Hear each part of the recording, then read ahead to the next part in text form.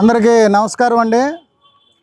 ఈరోజు పల్నాడు జిల్లా press club, APUWJ federation ప్రజా సంఘాల ఆధ్వర్యంలో డిఎస్పి కార్యాలయంలో ప్రభుత్వ చర్యలను ఖండిస్తూ ఒక రిప్రజెంటేషను ఇవ్వడం జరిగిందండి. దీనికి ప్రధాన కారణం ఏంటంటే 2 రోజుల క్రితం డిఎస్పీల ప్రమోషన్లకు సంబంధించి సాంప్రదాయంగా ప్రభుత్వం ఒక ప్యానెల్ని ఏర్పాటు చేసిద్ది. ఆ ప్యానెల్ని ఏర్పాటు చేయకపోవటం వలన డిఎస్పీల ప్రమోషన్లో చాలామంది నష్టపోయారు.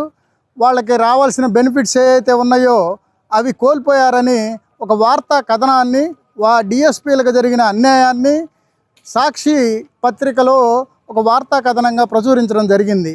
దీనికి సంబంధించి ఆ ఎడిటర్ గారు ధనుంజయ రెడ్డి గారి మీద ఒక కేసును పోలీస్ ఆఫీసర్సు నాయకుడైనటువంటి శ్రీనివాస్ గారి చేత ప్రభుత్వమే ఉద్దేశపూర్వకంగా తాడేపల్లిలో ఫిర్యాదు చేయించడం, దాని మీద కేసు నమోదు చేయడం జరిగిందండి.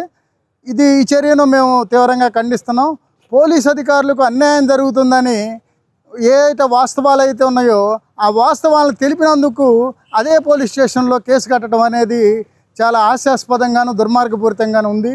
గతంలోనూ సాక్షి పేపర్ ఎడిటర్ ధనుంజయ రెడ్డి గారి ఇంటి మీద ఎవరో ఎక్కడో ఉన్నారని వాళ్ళ ఇంట్లో సోదాలు జరపటం, అదేవిధంగా మనకి తెలంగాణలో జరిగిన హత్యకు సంబంధించి జరిగిన వార్తా కథనం పైన వాళ్ళ మీద కేసులు నమోదు చేయటం, ఒక బాలిక మీద అత్యాచారం జరిగితే ఆ కథనాన్ని వెలుగులో తెచ్చారని మళ్ళీ కేసు పెట్టడం, ఈ విధంగా ప్రతిసారి సాక్షి పేపర్ని టార్గెట్ చేసుకొని జరుగుతున్నటువంటి ఈ కుట్రపూరితమైనటువంటి వ్యవహారాలను ప్రెస్ క్లబ్ తరపున తీవ్రంగా ఖండిస్తున్నాం.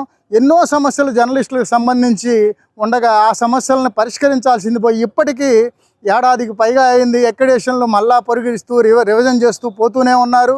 అదేవిధంగా ఇళ్ల స్థలాలు అయితేనేవి, హెల్త్ కార్డులు అయితేనేవి, ఎన్నో సమస్యలు జర్నలిస్టుల సమస్యలను తీర్చకపోగా వారి మీద అక్రమ కేసులు పెట్టడం అనేది చాలా దుర్మార్గంగా భావిస్తున్నామండి.